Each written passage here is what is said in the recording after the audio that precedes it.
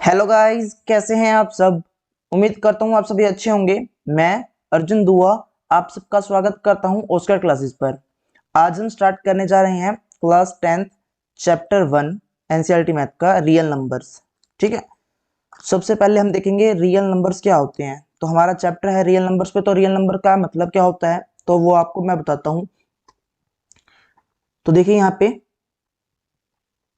लिखा है real numbers क्या होते हैं। रियल नंबर जो है यूनियन होता है, यानी कि रियल नंबर जो है सम होता है किस किस का, एक रेशनल नंबर और एक इरेशनल नंबर्स का। अब सर ये रेशनल नंबर और इरेशनल नंबर क्या है। रेशनल और इरेशनल आपने पहले पढ़े हुए हैं, जिन बच्चों को ध्यान नहीं है मैं आपको बता देता हूँ। रेशनल नंबर वो नंबर्स होते हैं जो कि पी बाई क्यू की फॉर्म में लिखे जाते हैं और वहां पे Q not equal to zero होगा। ठीक है, यहाँ पे पी बाई क्यू की फॉर्म में, यानी कि जैसे कि कोई भी नंबर हो सकता है 1/3, 2/5, इस तरह के जो नंबर्स हैं ये क्या है, सारे रेशनल नंबर्स हैं। ठीक है, इरेशनल नंबर्स क्या होते हैं जिनको पी बाई क्यू की फॉर्म में नहीं लिखा जा सकता, जैसे कि √2, √3, √25। अब देखिए जो √25 है, क्या ये इसको आप सोल्व कर सकते हैं। यस सर, बिल्कुल सोल्व कर सकते हैं। तो इसका आंसर क्या आता है सोल्व करने पे, हमारे पास 5 आता है। तो ये क्या है, रेशनल नंबर है। ये क्या है, रेशनल नंबर है। तो इस बात का ध्यान रखना है, जिनको आप इस तरह से सोल्व नहीं कर पाते ना, वो क्या होंगे, इरेशनल नंबर्स होंगे। ठीक है, नेक्स्ट पढ़ते हैं हम। रियल नंबर क्या है। रियल नंबर को हम नंबर लाइन पे एक्सप्रेस कर सकते हैं, जैसे कि एक नंबर लाइन है। हमने एक नंबर लिया जीरो, जीरो के राइट साइड जाएंगे तो नंबर हमारे पास पॉजिटिव होते जाएंगे, 1 2 3 4 5। इस तरह से लेफ्ट साइड जाएंगे तो नंबर्स क्या होंगे, नेगेटिव होंगे, -1, -2, -3, है ना। तो हम क्या करते हैं, जैसे कि मान लेते हैं हमारा 1/3 है। 1/3 क्या है, एक रियल नंबर है, रेशनल भी है, रियल भी है। इसको अब हम क्या कर सकते हैं, नंबर लाइन पे प्लॉट कर सकते हैं या नहीं, यानी कि नंबर लाइन पे हम इसको दिखा सकते हैं या नहीं।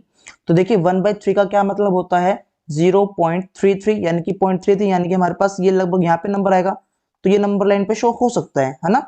अब √2, √2, √3, √5, इस तरह के जो नंबर्स हमने 9th क्लास में सीखे थे कि किस तरह से इसको नंबर लाइन पे प्लॉट कर सकते हैं। तो इन नंबर्स को भी हम जो है नंबर लाइन पे लिख सकते हैं। तो ये भी क्या है, रियल नंबर्स ही हैं, यानी कि सारे के सारे रियल नंबर्स जो होते हैं उनको आप नंबर लाइन पे एक्सप्रेस कर सकते हैं, यानी कि नंबर लाइन पे हम शो कर सकते हैं। अब ये बात आती है कि क्या रियल नंबर नेगेटिव और पॉजिटिव दोनों होते हैं, या एक सिर्फ पॉजिटिव या सिर्फ नेगेटिव होती है। तो ये दोनों होते हैं, ये हमारे पास पॉजिटिव भी होता है और ये हमारे पास नेगेटिव भी होता है। रियल नंबर की अब हमें पता लग गया, अगर कोई हमसे पूछता है रियल नंबर क्या होता है तो हम उसको बता सकते हैं। अब उसमें क्या क्या बताना होगा, जैसे कि कहते हैं रियल नंबर क्या है, रैशनल नंबर भी हो सकते हैं रियल नंबर, इरेशनल नंबर भी रियल नंबर हो सकते हैं, और दोनों का सम भी रियल नंबर हो सकता है। इसको हम नंबर लाइन पे प्लॉट कर सकते हैं। ये पॉजिटिव भी हो सकते हैं और ये नेगेटिव भी हो सकते हैं। तो रियल नंबर जब हमें पता लग गया कि क्या होते हैं, अब जो हमने इस चैप्टर में डिस्कस करना है उसको देख लेते हैं। ये जो वीडियो बन रही है किस सेशन के लिए बन रही है, 2024 से 25 से बैच के लिए बन रही है, तो इसको जरूर देखें। तो इसमें हम सबसे पहले देखते हैं फंडामेंटल थ्योरम। ठीक है, फंडामेंटल थ्योरम क्या होती है तो इसमें हम डिस्कस करेंगे। सबसे पहले देखिए लिखा है यहाँ पे, एवरी कंपोजिट नंबर क्या है, every composite number can be written as a product of a prime numbers. कि जो भी कंपोजिट नंबर्स होते हैं उनको प्राइम नंबर्स में, उनके प्राइम नंबर के प्रोडक्ट में लिखा जा सकता है। सर यहाँ पे कंपोजिट नंबर कौन से नंबर होते हैं वो भी बता दो अब हमें। तो देखिए कंपोजिट नंबर कौन से होते हैं, ऐसे नंबर जिनके मोर देन 2 फैक्टर्स होते हैं, मोर देन 2 फैक्टर्स होते हैं। जैसे कि फॉर एग्जांपल मैंने यहाँ पे सबसे स्मॉलेस्ट नंबर लिख रहा हूँ कंपोजिट का, सबसे पहले मैंने एग्जांपल उसी का लिया है। सबसे स्मॉलेस्ट कंपोजिट नंबर हमारे पास 4 होता है, जिसका फैक्टर क्या हो सकता है, 2 × 2। ठीक है, अब फैक्टर्स क्या होते हैं आपको, आपने पढ़े भी हुए हैं, इस तरह से आप निकालते थे बचपन में एलसीएम और एचसीएफ की फॉर्म में। जैसे मान लेते हैं 24 लिखा हुआ है, 24 लिखा हुआ है। ठीक है, तो इसका एलसीएम, या फिर हम कह सकते हैं प्राइम फैक्टराइजेशन मेथड के अकॉर्डिंग हम सोल्व करना चाहें तो इसको क्या लिखेंगे, सबसे पहले हम 2 लिखेंगे, फिर हमारे पास क्या नंबर आएगा 12, फिर 2 पे जाएगा 6, 2 पे 3, 3 एंड 1। अब देखिए इस नंबर के हमारे पास 1 2 3 4 4 फैक्टर हो गए, तो ये भी क्या है, कंपोजिट फैक्टर है। अब सबसे स्मॉलेस्ट 4 है, 1 क्यों नहीं है, 2 नहीं है, 3 नहीं है, क्योंकि इनका सिर्फ एक एक नंबर ही आएगा फैक्टर करने पे। ठीक है, इसलिए वो नहीं लेंगे। तो यहाँ पे देखिए अब हमने क्या लिखा, कंपोजिट नंबर को हम लिख सकते हैं किस फॉर्म में, product of a prime numbers, prime number की प्रोडक्ट में।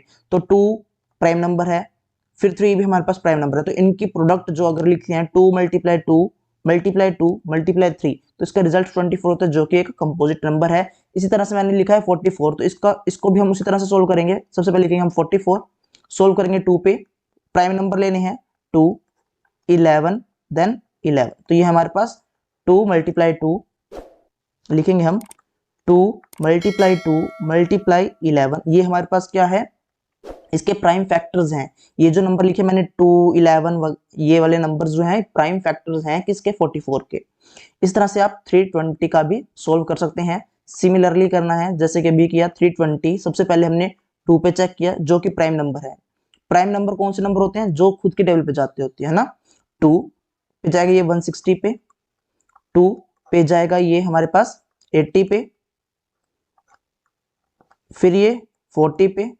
इसी तरह से नेक्स्ट हम करेंगे 20 2 10 2 5 5 1, तो इस तरह से हमने इसको सोल्व कर लेना है, ठीक है। इसके फैक्टर्स भी आप यहाँ पे लिख लेंगे इसी तरह से 2 मल्टीप्लाई जितने बार होगा, जैसे कि 1 2 3 4 5 6, तो हम यहाँ पे 2 को या तो 6 टाइम्स लिख दें या 2 की पावर हम 6 भी लिख सकते हैं। 2 की पावर 6 मल्टीप्लाई 5, इसको भी इस तरह से हम लिख सकते हैं।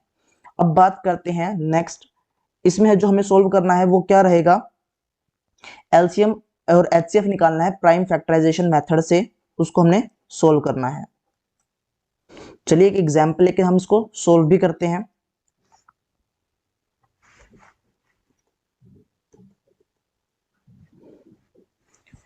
तो यहाँ पे एग्जांपल मैं ले लेता हूं 26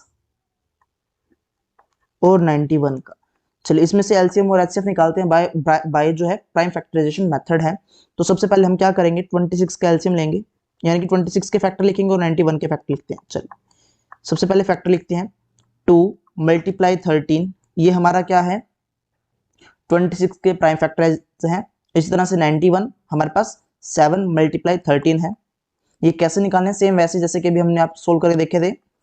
26 2 के टेबल पे जाएगा कितने पे, 13 पे, फिर 13 किस पे जाएगा 13 पे 1। सिमिलरली हमने क्या करना है 91 को लिखना है, 91 2 पे जाएगा, चेक करेंगे नहीं जाता, फिर 3 पे 4 पे, इस तरह से हम चेक करेंगे कौन कौन से नंबर लेने हैं मैं आपको बता देता हूँ। 2 पे चेक करेंगे, 3 पे, 5 पे, 7 पे, 11 पे, 13 पे, इस तरह जो है ये कौन से नंबर है, ये प्राइम नंबर है, इन पे चेक करना है कि यहाँ 4 पे आ जाए, 6 पे आ जाए, 8 पे आ जाए, वो नंबर नहीं करने आपने, ये ध्यान रखना है, ठीक है। तो हमने देखा ये हमारे पास 2 पे नहीं जा रहा, 3 पे भी नहीं जा रहा, 5 पे भी नहीं जा रहा, फिर हमने चेक किया 7 पे, तो 7 पे जैसे चेक किया तो हमें पता लगा ये 13 पे आता है, फिर नेक्स्ट हमारा ये 13 पे ही जाएगा। तो ये जो नंबर है प्राइम फैक्टर जो है इसके मैंने इस तरह से लिख दिए। अब बात करते हैं इसमें एचसीएम और एचसीएफ क्या क्या होगा, एलसीएम और एचसीएफ क्या क्या होगा। तो देखिए आपको इन दोनों फैक्टर्स में क्या कॉमन दिख रहा है, जैसे कि ये 13 कॉमन आपको दिख रहा है, तो आपने लिख दिया एचसीएफ में 13। और एलसीएम में क्या लिखना है, एलसीएम में जो रह जाता है, जैसे कि ये 2 रह गया तो इसको लिख देंगे, 7 रहता है उसको लिख देंगे, और जो कॉमन था उसको एक ही बार लिखना है। 13 2 बार नहीं लिखना, अब सिर्फ एक ही बार लिखना है, वो हमने यहाँ लिख दिया। अब इसको हमने सोल्व करना है। तो एचसीएफ तो हमारे पास 13 आ गया, एलसीएम क्या आ जाएगा, 2 को मल्टीप्लाई करेंगे 7 से इंटू 13, तो रिजल्ट आएगा 182। तो इस तरह से हमने इसके एलसीएम और एचसीएफ फाइंड करने होते हैं। अब बात करें एलसीएम एचसीएफ हम फाइंड कर लेंगे, अब इनका रिलेशन क्या होता है ना, इनका रिलेशनशिप क्या होता है। तो जो भी आपको दो नंबर्स दिए जाएंगे, जैसे कि अभी देखिए हमने जो नंबर लिए थे वो नंबर लिखते हैं हम यहाँ पे वापस, हम लिखते हैं 26 फर्स्ट नंबर था और नेक्स्ट नंबर है 91, ठीक है। इक्वल में मुझे एलसीएम नहीं पता तो मैं एलसीएम एज इट इज लिख दूंगा, और एचसीएफ मुझे पता है, ये आपको याद रखना है, ठीक है। फर्स्ट नंबर की प्रोडक्ट दूसरे नंबर से होगी और इक्वल होगा एलसीएम मल्टीप्लाई एचसीएफ के। एलसीएम मुझे नहीं पता, एचसीएफ है 13, तो यहां से मैं एलसीएम निकाल सकता हूं। Similarly 26 multiply 91 is equal to, मान लेते हैं अब मुझे एलसीएम पता है और एचसीएफ नहीं पता, तो कैसे सोल्व करना है ना। तो देखेंगे 26 और 91 की मल्टीप्लाई क्या होती है? 26 और 91 की आप मल्टीप्लाई करेंगे, रिजल्ट हमारे पास 2 3 6 6 आ जाएगा। 13 यहाँ पे मल्टीप्लाई में है ना, 13 यहाँ पे मल्टीप्लाई में है, इक्वल के दूसरी तरफ आकर क्या होगा, वो डिवाइड में आ जाएगा, यानी कि हम यहाँ लिखेंगे 13 इज इक्वल टू LCM। तो इसको डिवाइड कर देंगे, 2 3 3 6 को डिवाइड करेंगे तो हमारे पास रिजल्ट क्या आ जाएगा, हमारे पास 182 हुई आ जाएगा, यानी कि LCM क्या हो जाएगा, 182 हो जाएगा। सिमिलरली हम क्या करेंगे, वापस 26 और 91 की मल्टीप्लाई करेंगे तो रिजल्ट 2 3 6 6 आ जाएगा is equal to 182 into HCF। अब हमें HCF निकालना है, तो ये हमारे पास क्या है, मल्टीप्लाई में पड़ा है LCM, तो इसको डिवाइड में ले जाएंगे, 2 3 6 6 divide by 182, 2 3 6 6 divide by 182, solve करेंगे, रिजल्ट हमारे पास क्या आ जाएगा, HCF की फॉर्म में 13। तो आपको ये नंबर याद रखने हैं, यानी ये फॉर्मूला याद रखना है, रिलेशनशिप याद रखना है किसके बीच में, LCM और HCF के बीच में, तब हमारे पास इस तरह के जो क्वेश्चंस होंगे उसको हम सोल्व कर सकते हैं। इसी तरह से नेक्स्ट जो है उसको भी हम डिस्कस कर लेते हैं। तो हमारा जो ये कंसेप्ट रहेगा चैप्टर 1 में जितना भी कुछ यूज हुआ है वो मैंने आपको बता दिया होगा, ठीक है। तो लास्ट जो इस तरह के जो सम है उनको किस तरह से सोल्व करना होता है तो उसको देखते हैं। यहाँ पे लिखा हुआ है प्रूव √3 इज अ इरेशनल। अब हमें पता है √3 को हम सोल्व नहीं कर सकते, वो एक जो है इरेशनल नंबर है, वो रेशनल नंबर नहीं है ना। तो हम यहाँ पे प्रूफ करते हैं। प्रूफ करने के लिए हम जो एक मेथड अपनाएंगे उसको बोलते हैं हम कॉन्ट्राडिक्टरी मेथड, ठीक है, कॉन्ट्राडिक्टरी मेथड उसको यूज करेंगे। तो हम यहाँ लिखेंगे सबसे पहले प्रूफ, फिर हम यहाँ पे क्या करते हैं, लेट अस अज्यूम दैट, हम यहाँ पे अज्यूमिंग मेथड से सोल्व करते हैं, यानी कि कॉन्ट्राडिक्ट मेथड में हम अज्यूम लेके करेंगे, let us assume that contrary that √3 is rational number. हम यहाँ पे लेके चलते हैं कि √3 जो है वो एक रैशनल नंबर है, तो हम क्या लिखेंगे, √3 किसके इक्वल हो जाएगा, रैशनल नंबर किस फॉर्म में होता है, P/Q। यहाँ पे हम लेके चलते हैं A/B, ठीक है, A/B। और यहाँ पे क्या है, A एंड B क्या होंगे, R को प्राइम नंबर्स, ठीक है।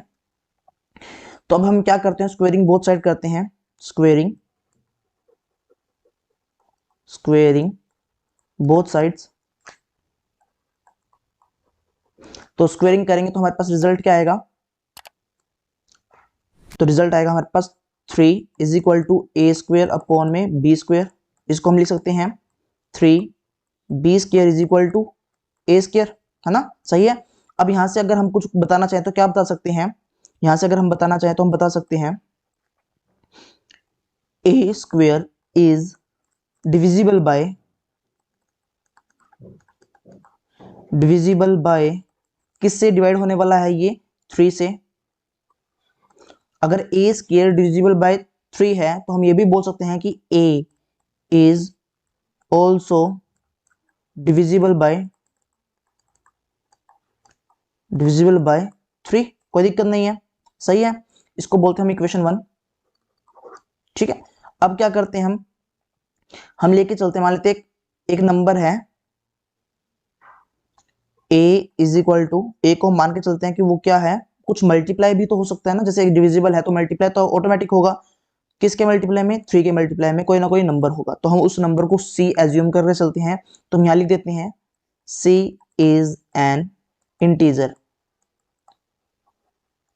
देखिए कैसे बोल रहा हूं मैं, अगर मैंने कहा 8 जो है 2 के डिविजिबल है तो आंसर क्या आता है, 4 आता है ना। तो मैं ऐसे बोल सकता हूँ 2 तो मेरा डिविजिबल है, अब यहाँ पे जो C है ना, वो C यहाँ पे क्या है, वो 4 है, लेकिन अभी मौके पे मुझे C नहीं पता कि क्या है, तो मैं उसको लिख सकता हूँ 2C, या फिर अभी क्वेश्चन के अकॉर्डिंग वो 3C बना है, ठीक है। अब क्या करते हैं, फिर से हम वही स्क्वेयरिंग बोथ साइड करेंगे, स्क्वेयरिंग बोथ साइड। तो रिजल्ट क्या आएगा, A² इज इक्वल टू 3 का स्क्वायर करने पे क्या रिजल्ट आएगा हमारे पास, 9c², 9c², हमारे पास ये रिजल्ट आ गया। अब a² किसके इक्वल था, देखिए यहां से देखेंगे तो a² किसके इक्वल है, 3b² के, तो यहाँ पे हम लिख सकते हैं 3b² is equal to 9c², है ना। 3 से ये कैंसिल आउट होके 3 पे आ जाएगा। तो अब यहाँ पे हमारे पास क्या रिजल्ट आता है, b² is equal to 3c²।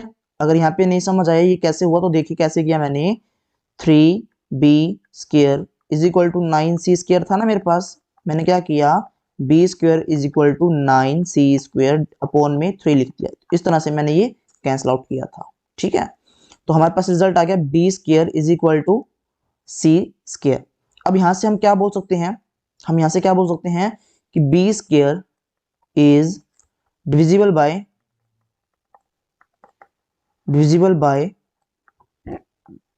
3, और सिमिलरली हम बोल सकते हैं b is also divisible by 3। तो यहां से हमारे पास क्या रिजल्ट निकलता है दोनों इक्वेशन से, from first and second, from equation first and second we say that a and b having common factor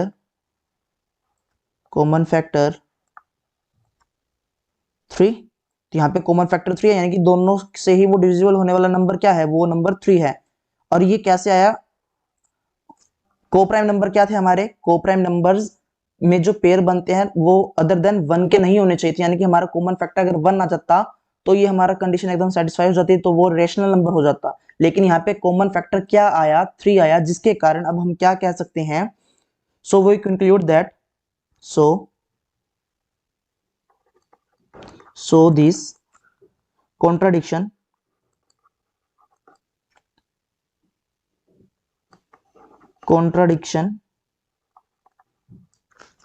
is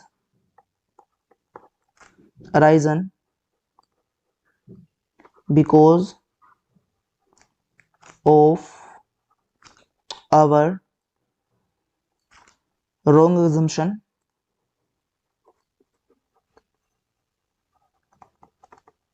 क्योंकि हमारी रॉन्ग assumption थी। हमने क्या लेके चले थे कि हमने कहा था कि वो रेशनल नंबर है, और लेकिन ये यहाँ पे हमारा जो रिजल्ट आ रहा है वो क्या बता रहा है कि आपका कॉमन फैक्टर 3 आ रहा है, जिसके कारण ये क्या होगा, हमारी रॉन्ग assumption होगी। देयरफॉर √3 इज इररेशनल नंबर, ठीक है। इस तरह से ये शो होगा। अभी ध्यान रखना, कोप्राइम नंबर क्या होते हैं, जिनका कॉमन फैक्टर 1 से अलग नहीं होना चाहिए, यानी कि कॉमन फैक्टर 1 आ जाएगा तो वो कोप्राइम नंबर होंगे। लेकिन यहाँ पे कॉमन फैक्टर 3 आ गया जो उसका कंट्राडिक्ट हो गया, यानी कि उसका उल्टा हो गया, तो इसलिए हमने कह दिया कि हमने जो अज्यूम किया था वो गलत है, इसलिए √3 क्या है, एक इररेशनल नंबर है। तो जो चैप्टर 1 में जितने भी पॉइंट डिस्कस होने हैं वो इस तरह से, जो मैंने आपको क्वेश्चंस करवाए इसी तरह से सोल्व होंगे।